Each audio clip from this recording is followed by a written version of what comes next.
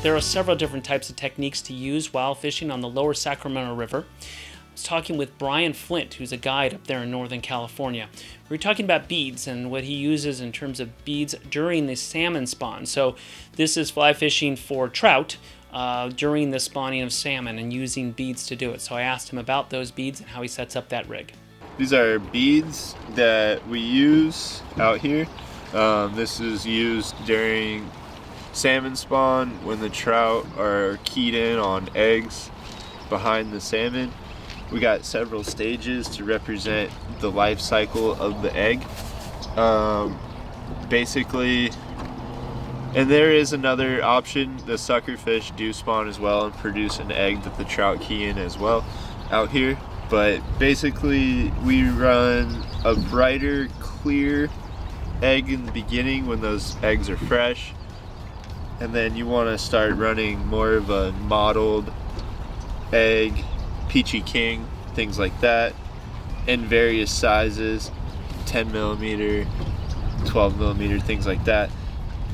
During later in the season, as the eggs progress, they start dying and changing color. They become more opaque later in the season. The beginning of the season, they're more see-through and clear. Later in the season, they're more opaque.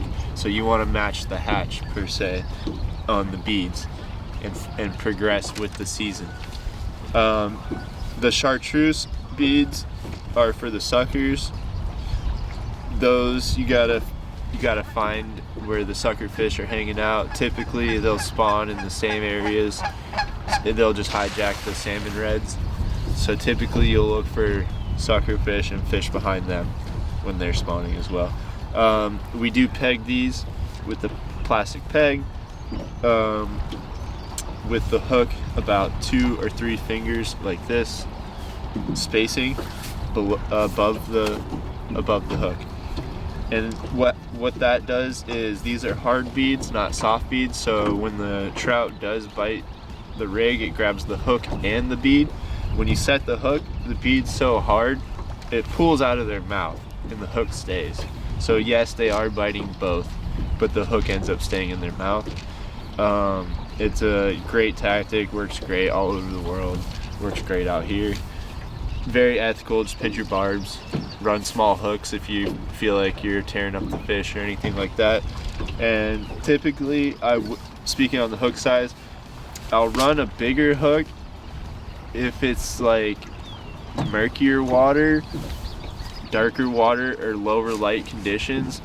The bigger hook isn't a big deal, but when it's bright daylight and you need to provoke these fish into biting, a smaller hook can definitely help out with that and a smaller presentation overall.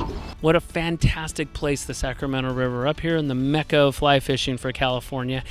We spent the day on the Sacramento River there, and that was with Brian Flint.